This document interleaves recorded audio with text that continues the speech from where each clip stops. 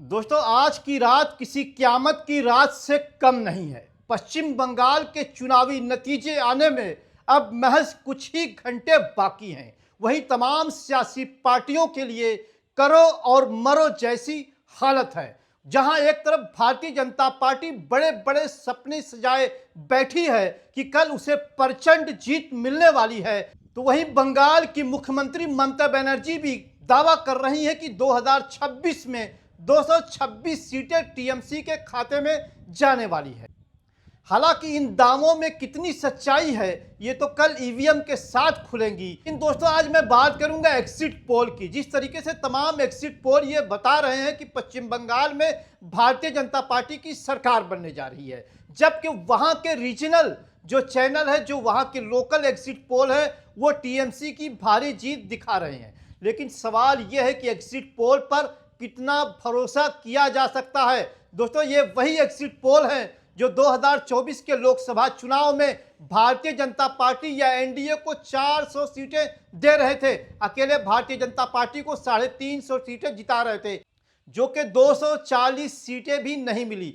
और अगर हम पश्चिम बंगाल की बात करें तो यही एग्जिट पोल पिछले चुनाव में भी भारतीय जनता पार्टी की सरकार बना रहे थे, लेकिन पिछले चुनाव में वहां पर प्रचंड जीत के साथ ममता बनर्जी वहां की मुख्यमंत्री बनी।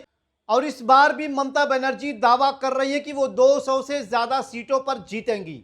दोस्तों, सबसे बड़ा सवाल यह है कि आखिर एग्जिट पोल पर भरोसा किया जाए या ना किया जाए। इस पर आप क्या सोचते हैं? सबसे पहले आप ये पूरी रिपोर्ट को देखें, पूरी वीडियो को देखें, आपकी समझ में आ जाएगा कि इन एग्जिट पोल पर कितना भरोसा किया जा सकता है और कितना नहीं किया जा सकता। दोस्तों, एग्जिट पोल चुनाव के दिन मतदाताओं से सैंपल लेकर नतीजों का अनुमान लगाते हैं और टीवी चैनल पर सुर्खियां बनाते हैं और बाजार को भी प्रभावित करते हैं। लेकिन क्या ये एग्जिट पोल हमेशा सही साबित होते हैं? आइए थोड़ा समझने की कोशिश करते हैं, बैकग्राउंड में चलते हैं, पीछे चलते हैं और इस एग्जिट पोल के इतिहास को समझते हैं कि अभी तक जो एग्जिट पोल हुए क्या सही हुए।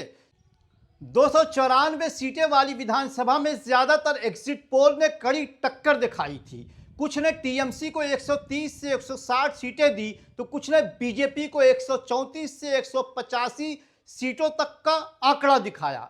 कई पोल्स ने भारतीय जनता पार्टी को भारी बहुमत देते हुए बताया था, जबकि नतीजे उससे बिल्कुल अलग आए और टीएमसी को भारी बहुमत मिली। यानी कि टीएमसी वहां पर 2021 में 215 सीटों पर चुनाव जीती और भारतीय जनता पार्टी महज 77 सीटों पर सिमट गई। मतदाताओं ने जो फैसला किया वो एग्जिट पोल के नतीजों से बिल्कुल ही अलग था। अब देखिए 2024 का लोकसभा चुनाव, 1 जून को एग्जिट पोल आए। एग्जिट पोल ने बीजेपी और एनडीए को भारी बहुमत का सपना दिखाया। ज्यादातर एजेंसियां बीजेपी और एनडीए को 350 से 400 प्लस सीटें दे रही थी। बीजेपी अकेले 300 पार पहुंचने का सपना देख रही थी। लेकिन 4 जून को जब नतीजे घोषित हुए तो बीजेपी 240 सीटों पर अटक गई। एनडीए के कुल 193 सीटें ही लाया। बहुमत के लिए 275 सीटें जरूरी थी और बीजेपी अकेले बहुमत से बहुत दूर थी। अगर एनडीए का सहारा नहीं होता तो भारतीय जनता पार्टी की सरकार 2024 में भारत में नहीं बन पाती। पश्चिम बंगाल में भी 2024 लोकसभा चुनाव में भी यही पैटर्न दोहराया गया। एग्जिट पोल ने बीजेपी को 21 से 26 सीटें और टीएमसी को 16 से 20 सीटें दिखाई। असल नतीजे टीएमसी ने 29 सीटें जीत ली, बीजेपी को महज 12 सीटें ही मिली। दोस्तों, ये उदाहरण बताते हैं कि एग्जिट पोल सिर्फ एक अनुमान है, हकीकत नहीं। इसमें सैंपलिंग एरर, आखिरी घड़ी में वोट का स्विंग होना, क्षेत्रीय भावनाएं और कई फैक्टर काम करते हैं। कुछ मामलों में पोलिंग एजेंसियां गुमराह हो जाती हैं जो जनता को नहीं समझ पाती। और पश्चिम बंगाल में तो ये कहा गया कि बहुत सारे लोग, यानी कि 70% लोग खामोश थे, नहीं बोल रहे थे। अब सवाल यह है कि जब लोग नहीं बोल रहे थे तो वो किसके पाले में वोट कर रहे थे? क्या इन एजेंसियों को इस बात का अंदाजा हुआ? जिस तरीके से कई एजेंसियों ने, कई जानी मानी एजेंसियों ने पश्चिम बंगाल का एग्जिट पोल देने से मना कर दिया, कहीं ना कहीं उसे डर था, कहीं ना कहीं उसे ये खौफ था कि जो हम अनुमान देंगे, जो हम एग्जिट पोल देंगे, नतीजे उससे अलग आएंगे। दोस्तों, आपको क्या लगता है जिस तरीके से कल विधानसभा चुनाव के नतीजे आने हैं, क्या पश्चिम बंगाल में कुछ बड़ा उलटफेर होने वाला है, या वहां पर एक बार फिर से चौथी बार ममता बनर्जी पश्चिम बंगाल की मुख्यमंत्री पद की शपथ लेंगी?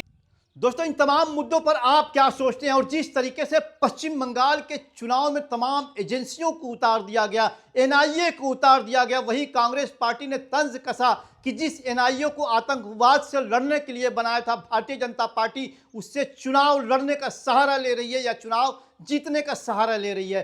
कल के नतीजे क्या होंगे? क्या जिस तरीके से पश्चिम बंगाल की मुख्यमंत्री दावा कर रही है कि 2026 में टीएमसी को 226 सीटें मिलेंगी, और एक तरफ भारतीय जनता पार्टी भी अति उत्साहित है।